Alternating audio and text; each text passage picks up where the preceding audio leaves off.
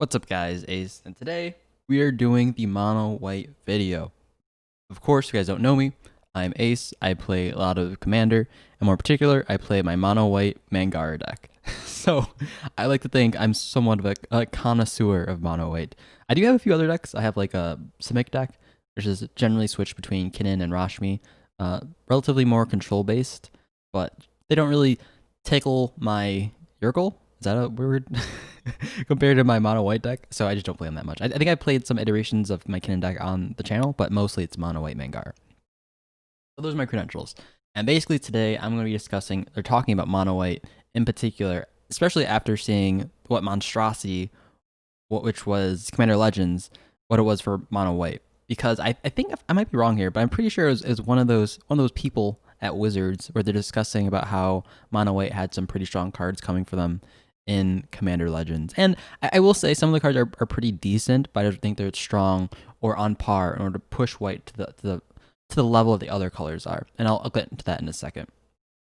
So, of course, this isn't any indication of how strong a color is or anything else like that. These are just simply decks that have been built based off of a particular commander. And of course, you can see mono white. We got a bunch of decks here. We got like SRAM, Heliod, Tashar, Goddess Ketra. There's a bunch of decks, and they're all under 1,000 decks built. This is more like a sampling size of people who how these people like these decks in general. And you can see, of course, a decent amount of decks being made out of these commanders.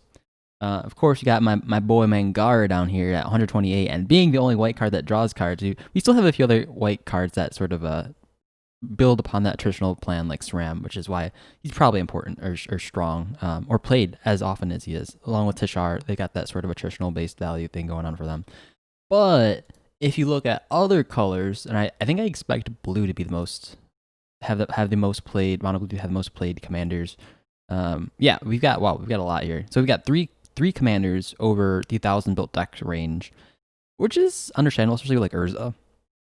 Honestly, wasn't thinking Talran, but maybe Talran is. I don't think I've ever played against a Talran deck, but yeah, geez, 1,000 decks based off of like these two, like, and the Talran deck is actually about to doubly surpass the SRAM deck, so that's kind of interesting. And of course, you can see these decks are doing pretty good. They're doing pretty good for themselves, being like a monocolor deck who generally have less of a strength compared to like multicolor decks. Like these decks seem to be holding themselves pretty well, all things considered. Then we have Kirk Yawgmoth. Okay, got 3 more commanders past the 1,000 range, mono black. I expect red to be on par with white, actually. Alright, and it's actually doing relatively better than white because we have a few commanders that are above the 1,000 point range. Kranko being the highest. Wow, Kranko's... Oh. Okay, I don't know why Reddy's not up there, but geez. Yeah, wow, Kranko 2,000. Okay. As you can see, like these other colors / commanders are doing far better in... Okay, green's not doing as much as I thought it would. Are doing far better than mono white would in regards to popularity.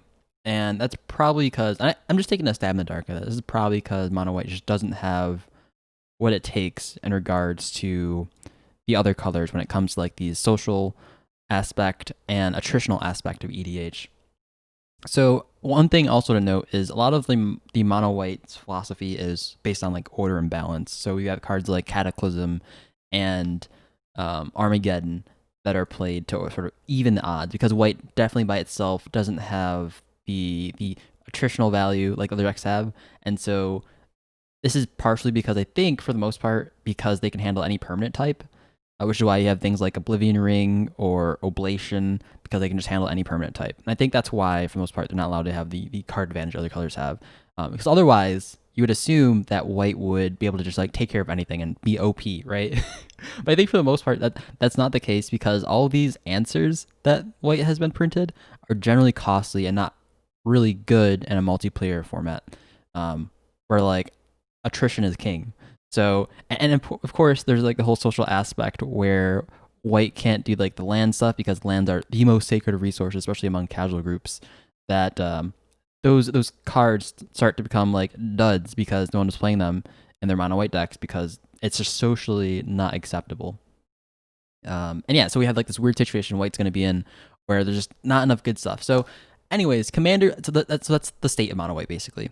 It's just at this point in EDH, it doesn't have the attritional value to stick with a bunch of other commanders. And for the most part, and that's just generally speaking. Of course, we have the SRAM and the Tashar that are obviously not not alone, but like these do have the attritional values. They don't compete as well as other colors. The white in general doesn't compete as well as other colors. But yeah. So and they can't really play the balancing sort of effects that are like Armageddon or not Apocalypse, but Armageddon, Ravages of War, Balance, stuff like that, because generally it's not cool to do those cards. And it doesn't really bring white in ahead of anyone. Generally, white would be slower at taking advantage of those effects. So in general, it's not a strong game plan. And I think that's, for the most part, reasons why mono white struggles. They could destroy everything, and that's about it for the most part. And so when you talk about like a strong white card, you sort of expect a card that would rely on your opponents and gain advantage in a way that would surpass other colors. Like you think about Smothering Tithe, like that's a strong white card without any sort of incredibly hampering land destructive force. That's sort of acceptable. And I think Mangar is one of those two cards, of course, too. But in general, it's generally weaker. Whereas like if you're ramping a bunch and you're playing mono green, you know everyone under the sun isn't looking at you at all. Like they're just like, okay, he's just ramping, let him be, right? And then the green players at turn 3, he's got like 500 lands, just like, don't attack me, don't blow up my lands, I'm just ramping here, don't attack me, right? And then so you see like this attritional based thing where green has like all the lands, blue has all the cards, black has like all the cards they need because they have all the tutors, and white's just sitting here just like not drawing any cards, drawing their planes, but the only thing they do is draw planes, and then red is sitting there like trying to do the most damage they can, and it's not conducive to a win con really in these colors. Of course, Heliod and Ballista are probably the exclusion of that. Anyways, that's the state, more so over. And we have a post I would like to go over talking about white on the subreddit, and hope if you're watching, the person who made this post, you'll find this helpful in regards to your plans on changing, as well as I do, changing white in total in the commander scene. So here's the post. Wizards, we need to talk about white. Gavin Wizards Coast team seemed to have a very twisted definition of powerful white cards, and the Twitter thread Gavin Harvey said, in Commander Legends, there are some powerful white cards. I know we previewed it months ago now, but Keep of the Court is very strong. Promise of Tomorrow and Court of Grace are card advantages that play to white strengths. Sky Hunter is card advantage and free casting in one. And I'm starting to wonder if Wizards of the Coast has the same definition of powerful the rest of the community. Let's talk about each of these cards separately.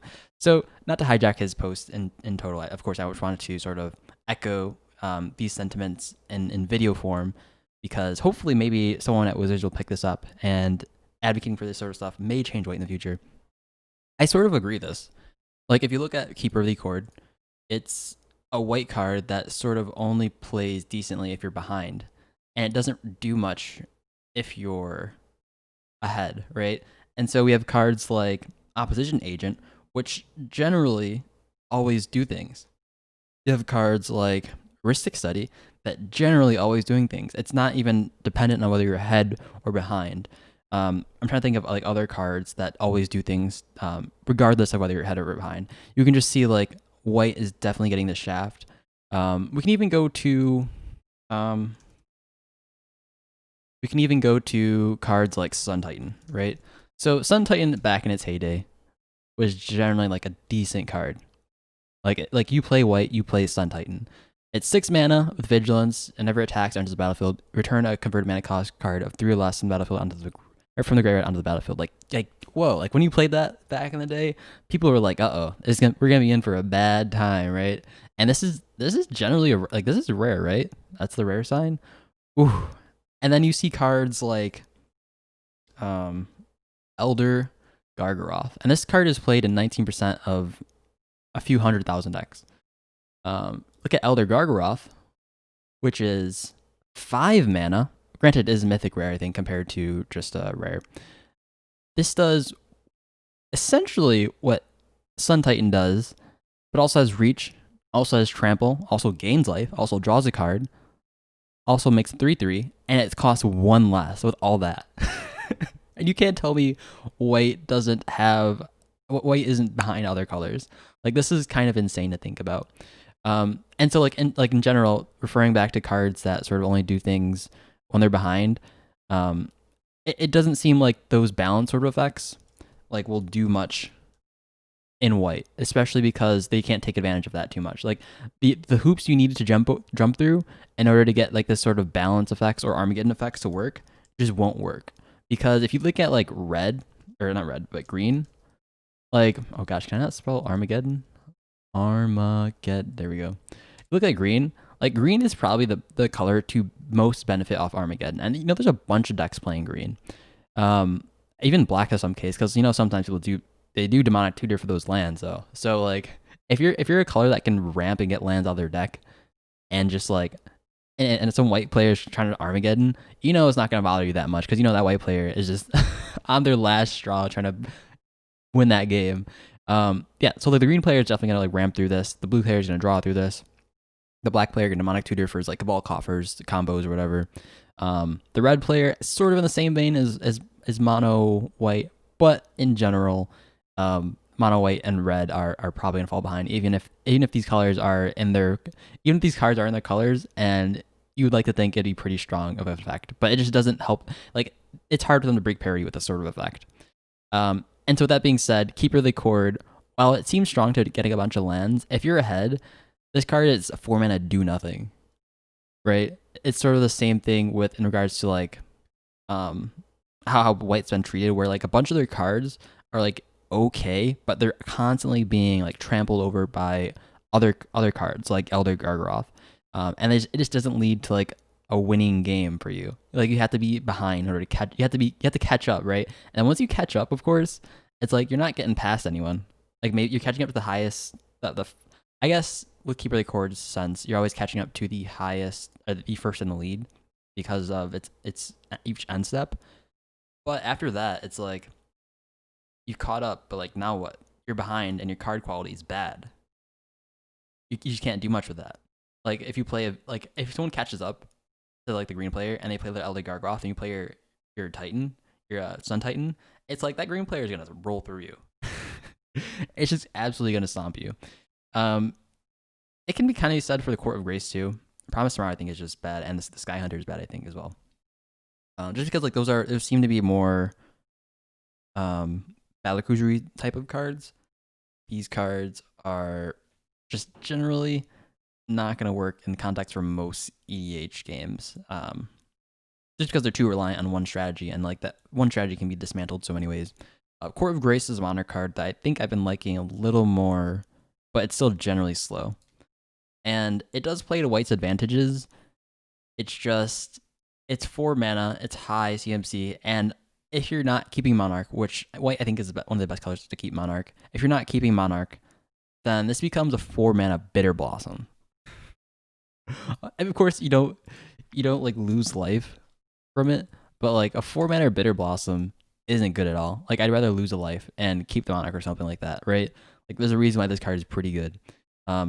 Making 4 mana for a 1/1 flyer is not somewhere you want to be, but you're in white, so of course you're it's the same sort of thing we had with the Elder Gargaroth effect, where like white does get like these other colors effects. It's a color that can do, it kind of feels like a color that can do almost anything. It's just worse at it, and that's what felt like that's what this color feels like. It's the color that can do anything. It's just worse than any other color doing it. Yeah, it's 4 mana. Court of Grace is 4 mana, and Bitter Blossom is 2 mana, and they both make 1/1s. Assuming you don't have a way to keep, you're not playing like Pillow Fort, you don't have a way to keep your Monarch. This is just making 1/1s, and that's nothing to write home about, right? It's rough. All right, anyways, let's go to the next one. Court of Grace is actually kind of neat. It gives Monarch, draws you a card, but we've all played with Monarch before, haven't we?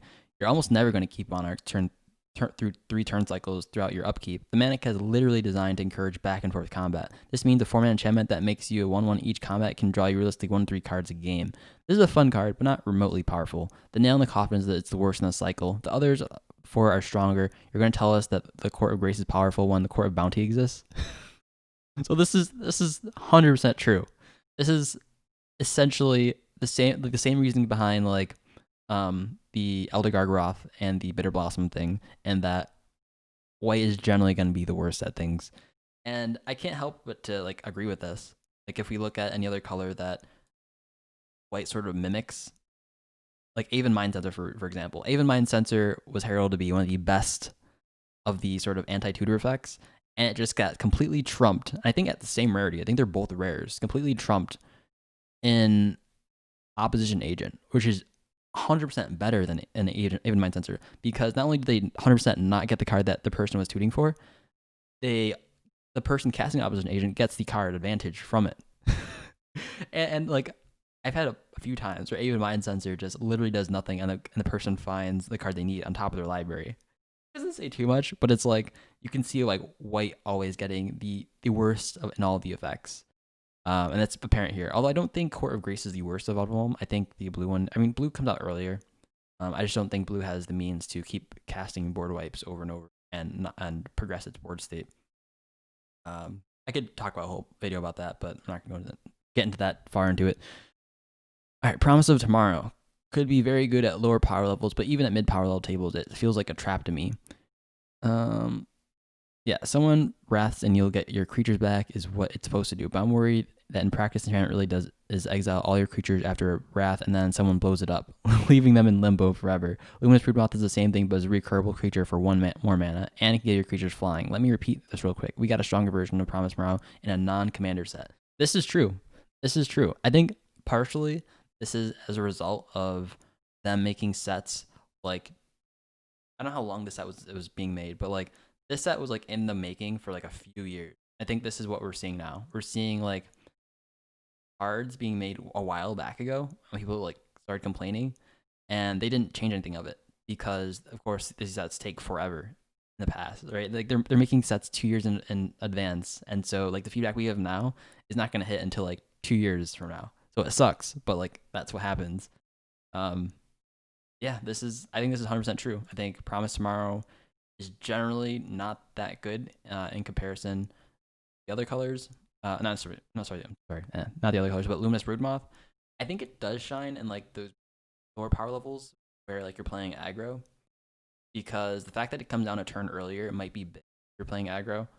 So maybe that's a thing to be said. But yeah, in general, I think like if you plan on wiping that board, you don't want to king make someone. And so if the aggro player's ahead or something like that, generally you want to like disenchant that Promise of Tomorrow. Like that's what I'm doing. I think this is true. Armored Sky Hunter is a good card for very niche and weak strategy. I'm very, very happy that the card exists, and it helps support the equipment problem, but not the weight problem. It doesn't even necessarily see play in most equipment decks. Voltron doesn't even necessarily want this. I don't know. I don't know if Voltron wants this. Right? Like it puts it on the battlefield, but then like you're sort of just slamming all your stuff on one dude, which is what Voltron wants. But I'm guessing that they do want this. It's just it takes. So it doesn't have haste, which is it's not in white's color pie, and it's 4 mana to put an equipment. I think I'll have it on the right side. It's 4 mana to put an equipment or an aura on the battlefield attached to one of your creatures, right? But it only happens on the 5th turn, and it's on when it attacks. So you do get the trigger when it attacks. So it's relatively slow. Like you're playing longer formats, You're playing like those lower power metas if you're playing this, which is generally what equipments do. I think this card is actually kind of decent, Armored Sky Hunter. I think I disagree here, but like then again, it doesn't solve like white being the worst color at like having attrition, and like it doesn't. The one thing that this card does have over the other cards is that like if you're ahead, like this card still does much. I like this card for that reason. And I think the same could be said somewhat for Promise of Tomorrow. Like if you're behind, it doesn't do much. But if you're ahead, it sort of keeps you ahead in that it protects your creatures for later. But generally, I think people will team up on you. If they're trying to wipe the board, people will team up you and try to like destroy this Promise of Tomorrow. And I'll just keep your creatures and stuck in exile. For that reason, I think these cards are relatively fine, are trying to do what they're trying to do. That is like keep white and giving its advantage based on like its part in the color pie. Whatever that is. Like I think other colors have this that just play like this is sort of like a green effect for a white card, where like it just puts things from the top of your library into the battlefield. I think this card is fine. I think Armored Sky Hunter is fine for the strategy I want to play in. But yeah, it doesn't solve the white problem. Next up, we have Keeper of the Cord. I think is the perfect storm of what's wrong in white and Commander. It gets you 1/1 and ramps you a card conditionally on each player's turn, each rotation, assuming you are behind in creatures or lands. This is a powerful effect, so as long as you're behind. Look, white specializes in more creatures on the board than other 99 times out of 10, 100. I can't speak. You're not going to get this first ability to pop much, if at all. Even in most casual games, the ramp clause will catch you up to other people, assuming everyone is playing a green deck and assuming constantly are ramping in the form of lands. If other people aren't playing green, your opponents only ramp once or twice in a game in the form of lands. That triggers maybe once or twice. The biggest problem with this card, to repeat myself briefly, you have to already be losing for it to do anything. If white can only get a good person losing, we have a big problem. I agree with this, especially with like higher level metas. Like if you're playing CEDH, most of the time people are only playing Mana Rocks or they're only playing Mana Dorks. And the other time, 99% of the other time, people aren't playing like Cultivate. They're not playing like Explosive Vegetation. So this card is not going to be doing what you want it to do. The 1/1 clause, if you're playing a more like like if you're playing my deck, Mangara, you're not going to have too many 1/1s, if any. And so I think this will trigger, the 1/1 clause will trigger a lot more often than the 10 clause. So like this card, it feels like a lot of times, like it'll be, I didn't ever play with this card yet, but it feels like a lot of times this card will be a 4-mana do nothing, which sucks, but this is where we are. All right. Commander Legends has brought with it some fun, exciting, and entertaining white cards. All these cards could potentially find a home, and absolutely zero of them give white the push it needs to compete with other colors. In fact, the set has widened the gap even further. Each color got busted, something broken, and something than white does, but better. Opposition Agent, Hull Breacher may not be philosophically white, but they are far more powerful than anything white could even conceive of in its current iteration of the color pie. White has the worst 9-mana mythic of the cycle. Actually, white didn't get a single good mythic in this set. White got the worst partners, the worst rares, most commons, while each other color gets something that gave it even a bigger boost. Wizards needs to redefine what powerful is amongst itself if white is ever going to catch up. I'm very excited to play with some of the cards in the set, including some light ones. We are a casual format after all. But Wizards, please stop. I went too tired. Wizards, please stop saying you're fixing the problem when you're actively making it worse. TLDR, the white cards in the set are fun, do neat things, and have their own application, but none of them are powerful push where it needs to be. So yeah, I agree with this whole post. All in all, like if other colors are getting better cards, and white just isn't getting the better cards, that means like the race to the finish line, if there is any race, generally speaking, white will never reach the finish line before the other colors, and so it'll always be behind forever because all the cards that white is getting, it's just not going to push it. It's not going to push it towards its like opponents, and so this card just like so true. It's entirely true. I 100% believe this. Like white's never going to get a Hull Breacher, or it's never going to get an opposition agent. It's not like white can get a similar effect. It's just the effects are always going to be better than what white can do. So I think that's why white needs to be designed or have its color pie expanded to do something more interesting. Like I think some stealing effects are in white's color pie. Like we have things like what's a card called? Preacher, which sort of steals things.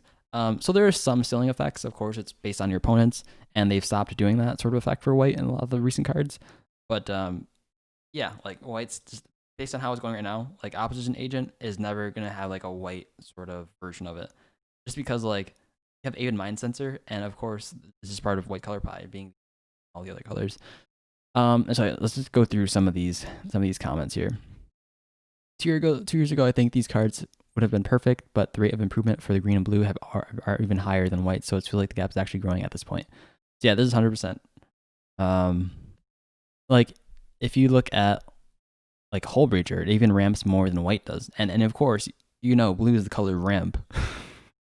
and the Smothering Type is a good card, don't get me wrong, but costing one less and denying your opponent the draw as well as ramping yourself is just miles better than what white is doing by like giving the person the opportunity.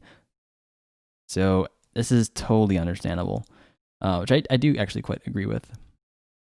It does seem strange that the fire design philosophy, flashy fun first with willingness to ban later as a backup, has applied to other colors except white. Like white is the only color for years specifically balanced more heavily while others are allowed to run off with rails at different points. It's probably not completely fair to summation, and it was probably more complicated than that, but maybe that for whatever reason the philosophy is adopted, but not specifically adopted to white for some reason.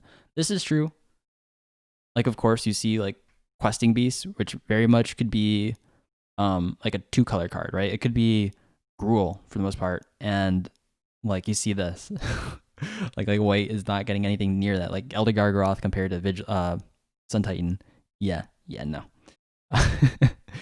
All right. The big problem cards like Keeper is that it helps you keep up, not establish an advantage. How do you win with color that punishes you for winning?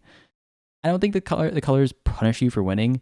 It's just you have a hard time pushing your advantage, especially like when all the cards that you have only help you to keep yourself not behind. Like if you look at land tax and make sure you hit your lands. You look at cards like Keeper. It helps you keep your lands, get to your lands. But of course, it's so reliant on other people that like there's never a good strategy if you want to play like more competitive or play to win, right? Because you want to be reliant. It's not a good strategy to be reliant on your opponents. It's not. You want to have some control over like how you win.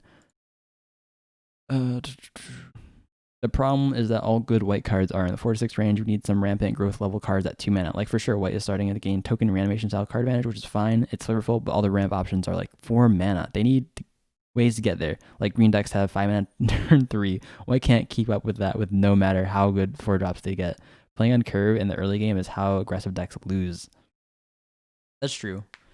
I guess it's sort of relying on the fact that like a lot of white decks are more aggressive, especially if you're like playing Voltron, like white is good at. I think this is true. I think this is why you need to play a high density of like, I think this is like a good example of why I have a high density of like low CMC mana rocks, is just so I can get to that 4-6 range ASAP. This is 100% understandable. Like look at all the good draw engines we got in white, and like, or like not draw engines, but like good cards in white. Like we've got like, assuming Keeper of the Court is good, it's 4 mana. Smothering Tithe 4 mana, Mangara 4 mana. Pretty bad. All the Monarch cards in white are 4 mana. Like literally all they needed to do is print a 3 mana Monarch card like blue got. That's all they needed to do. But yeah, the only card that doesn't break this that breaks this pattern is like that stupid Hawk and Verge Rangers. Right. And that's true. I think a bunch of the like uncommon commanders are kind of lame. Anyways, I think we're gonna start wrapping this up. You guys can of course see that this color is not as good as other colors. There's a lot to be said here. You forgot to mention the white mythic equipment, which is at best a common power level. Something like 6 mana to play and equip to give it a creature +2/+2. Then you have a 4/4 tapped angel attacking if you ever attack the player with the most life, since the gaining life is literally the one thing that Wizards keep giving white. You are literally likely to be the player with the highest life. So if you swing, you won't get the angel token. Maul of the Skyclave is a standard card that doesn't even see any play, is 10 times better. It equips ETB, gives a +2/+2 flying and first strike, and it can be a land, and it's only a rare. Wait, what? It can be a land? Wait, what? Yeah, anyways. Yeah, so I sort of, besides the land part, which kind of threw me off, I think he's talking about the Myria land, this is 100% true. Like, they made a card that was 2 mana to play, and this is mythic, by the way, 2 mana to play, 4 mana to equip. If you attack the player with the most life, you then make a forward angel tapped and attacking. And because you're playing white, like people are gonna feel bad about you, and you're gonna have the most life eventually.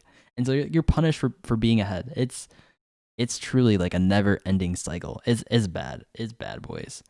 Yeah, it's so, and like, I wouldn't even play that in Voltron. Because like if you're playing Voltron, you're obviously gonna have the most life because you're gonna be swinging for those big lives. You wouldn't even play it in your Voltron deck. It's so bad. Personally, I'm just disappointed white didn't get a buffed up containment priest. If one creature would enter the battlefield under opponent's control, instead create a 1/1 soldier. Right, this is what you needed. This is all what you needed. Like a buffed up containment priest. Like a flash hate bear. Like blue got or white got, or blue or black got. Right? Isn't white supposed to be like the colors with most hate bears? I don't know. Anyways, that's the video, guys. Tell me what you think about it in the comments down below. Do you guys agree with this post? Do you not? Anyways, deuces. I'll catch you guys later, and peace out.